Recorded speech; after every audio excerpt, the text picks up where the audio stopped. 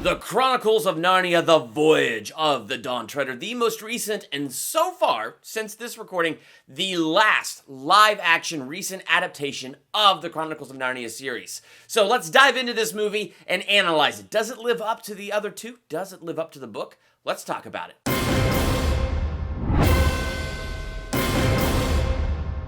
Welcome to Durbania. I'm Durbin, and this is my theological analysis for The Chronicles of Narnia, The Voyage of the Dawn Treader, the beautiful side of darkness. And of course, by saying that, I'm not calling darkness beautiful, but even Satan comes as an angel of light and can come as something so enticing and looking so good and trying to hit us with our weaknesses and tempt us over to that dark side. And that's what I really feel like this movie, The Voyage of the Dawn Treader, is about. The movie does a lot more focus on the Dark Island than the book does, and uses the Dark Island almost as an analogy to talk about temptation, how deep, our insecurities and things like that can run in the basis of those insecurities, and how to even overcome them. Now, when you're comparing the book to the movie, in my opinion, there's no contest. The book is so infinitely better than the movie. It's crazy. I mean, the movie did islands out of order. It took two of separate islands and combined them together into one island, into one scene. And I mean, it changed the ending so entirely. It's like, what on this green earth? But at the same time, I gotta say, I actually do understand it. When you're reading it as a book, it works. For instance, like the whole ending of the book is not an intense fight scene against a sea monster. That happens in the middle of the book and is not like the main thing they have to overcome in the end. Even the Dark Island is not the main thing or the main villain of the book. There really is no main villain. In fact, the Dark Island is actually a very scary part of the book, but it's a very short part of the book. And so you get to the end of the Voyage of the Dawn Treader, and again, no big, huge, climactic fight or anything. They're just sailing into Aslan's country. And the book describes how the air gets sweeter, the water tastes delicious, how it takes the old people and makes them younger, and how the water was so rich and so heavy and so delicious that it was like food. You could drink it and it quenched your thirst and it took care of your hunger. And so like it goes into all these details of these beautiful things that you're seeing. As a book, it's perfect and you can't imagine better. How do you portray that on film? So I actually understand why the movie picked a villain and made it like this kind of nebulous, cloudy, dark island. So I get why they had to have a villain and they had to have a driving force and why they did things the way they did it so we could get a climactic ending, because you gotta compete against Lord of the Rings and other epic fantasy movies that have come out. So I do understand it, but I do feel like a little bit may have gotten lost. But what I liked about what this movie did is it did a great job diving into the heart of temptation. Don't fall to temptation. To defeat the darkness out there, you must defeat the darkness inside yourself.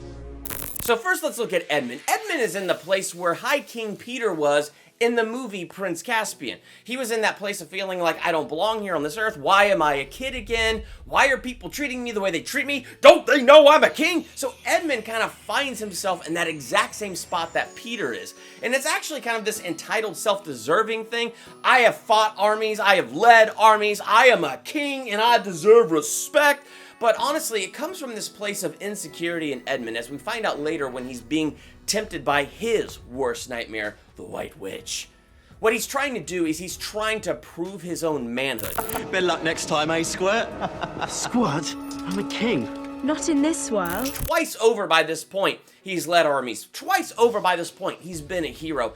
In Narnia, he has proven a man. On Earth, he has not proven a man. So he comes into Narnia, and here's Caspian with Peter's sword, and Edmund doesn't have it. Here's Caspian, who is the captain of this ship, the leader of these people, and when Edmund gives an order, they say, well, hold on there, sir. We gotta, you're not the leader here. We gotta see what Caspian says. So he's dealing with that. He wants to prove himself a man. And he sees himself as so brave and so valiant, so this and so that. But that pride that he's kind of got going on, it is coming from a very insecure place of fear that he has to prove what a man he is.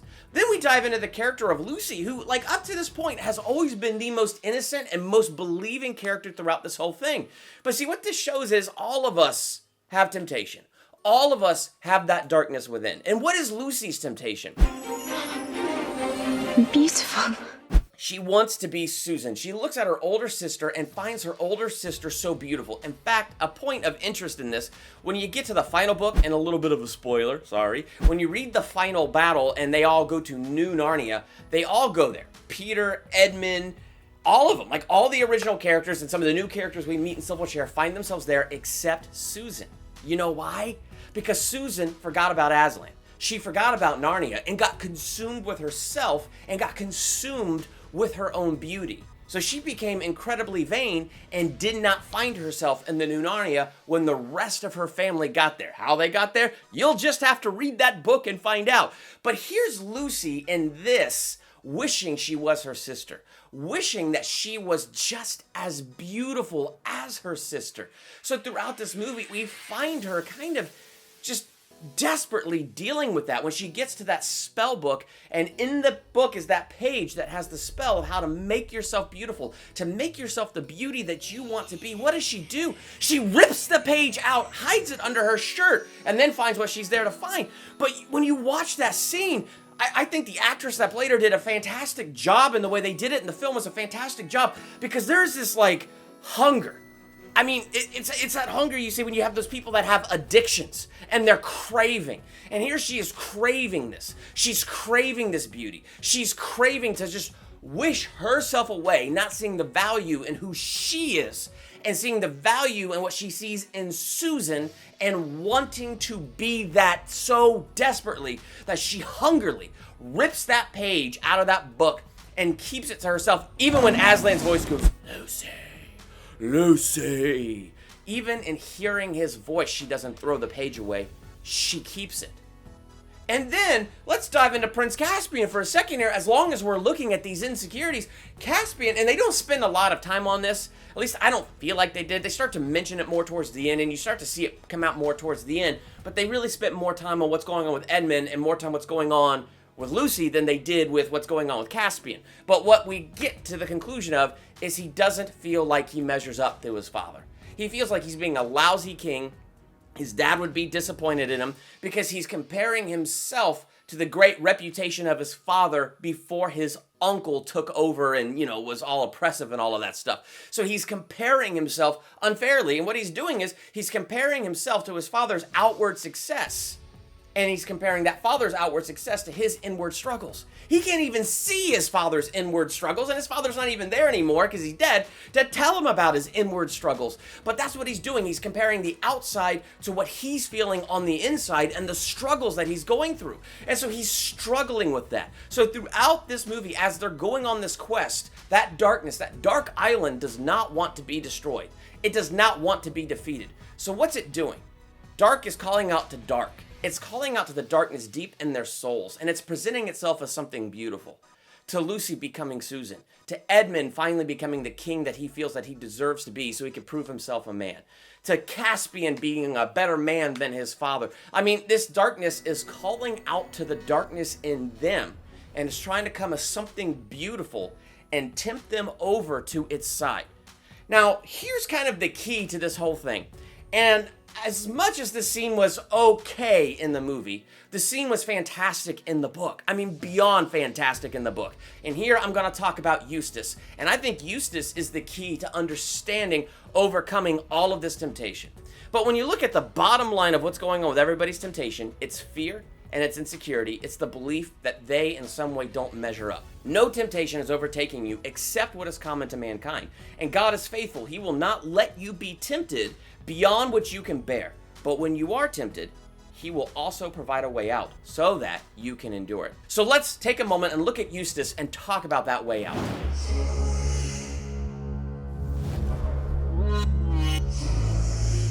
So first, let's tackle the book. The book is so much more interesting than the movie and does this so much better than the movie. It's still present in the movie, but the message is stronger in the book. When you read the novel Voyage of the Dawn Treader, and they reach that volcanic island and they stop there looking for supplies, kind of like what you see in the movie, Eustace, pouting like a little baby, climbs over this hill, gets himself lost because he's a dummy, and finds a cave.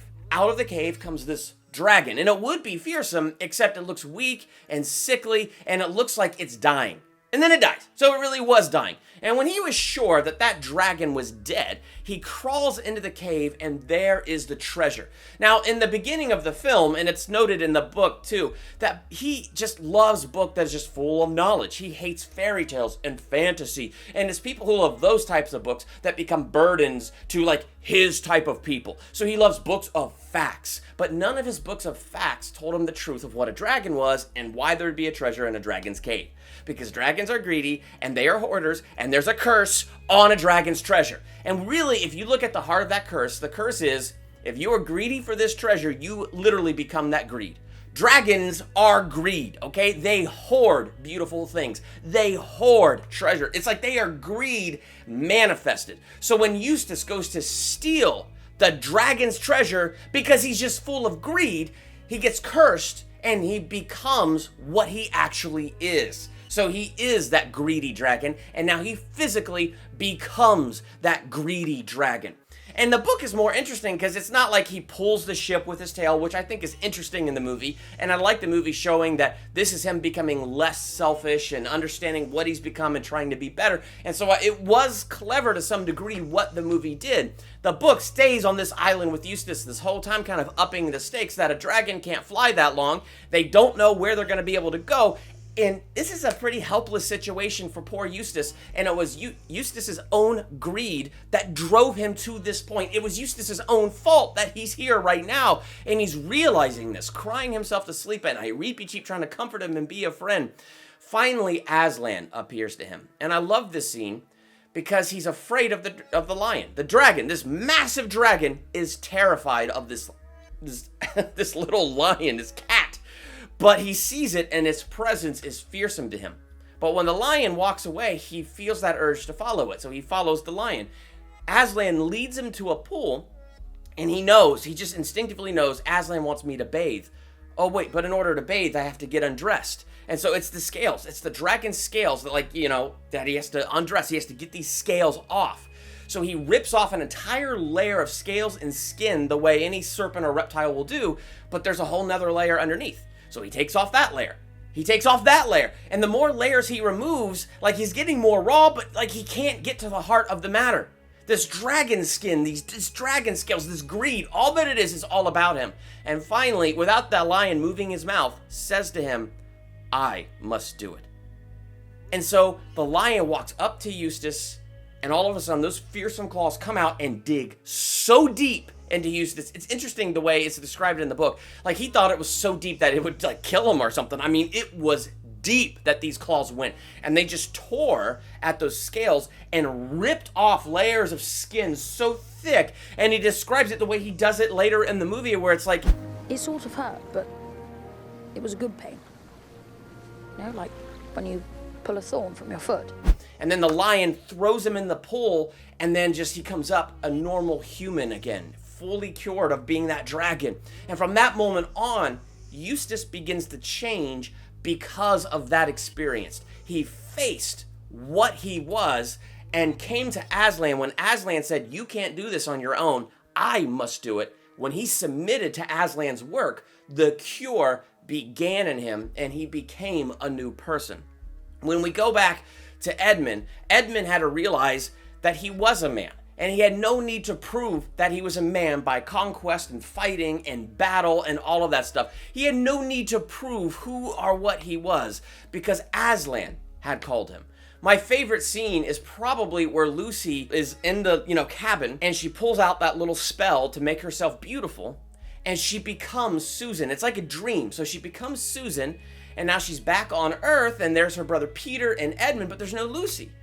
And she's like, where's Lucy? Is she in Narnia? What's Narnia? And so they don't even know what Narnia is. And Aslan appears to Lucy and says, you chose that. You wished yourself away, and with it much more. Your brothers and sister wouldn't know Narnia without you, Lucy. Aslan showed her value. You doubt your value. Don't run from who you are. And then when you dive into Prince Caspian, it is that same thing. And one of my favorite lines is when Caspian is talking to Aslan at the very end of the film, and he says, I spent too much time focusing on what I had lost and not what has been given to me. I promise to be a better king. And Aslan says, you already are a better king. See, what it turns out is, we all have those fears, we all have those insecurities, and we all have those temptations. And those fears and those insecurities mess with our minds in the most ludicrous ways. If we were to say it out loud, we'd be like, that's ridiculous, but it's here, it's in our mind. And something about it being here makes it feel so unbearably real, no matter how ludicrous it might sound when we say it out loud with our mouths. And we try everything, like Eustace, ripping away those scales. We try to find value in who we are. We try to realize we're not that weak, or we're not this, or we're not that. We try to realize those good, positive things, but we can't do it. There's something deeper, a deeper darkness inside, and it's like, what is this?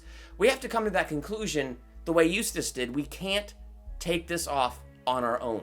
We have to submit ourselves to what God is doing.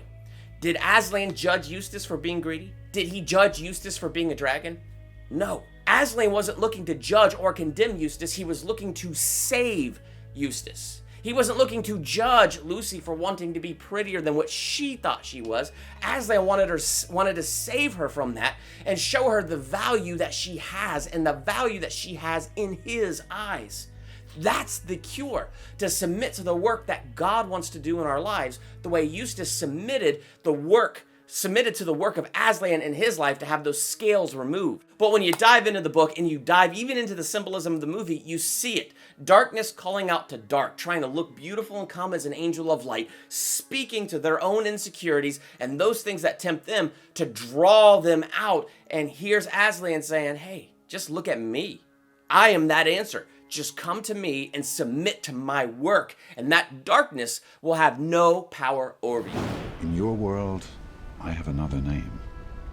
You must learn to know me by it, that by knowing me here for a little, you may know me better there.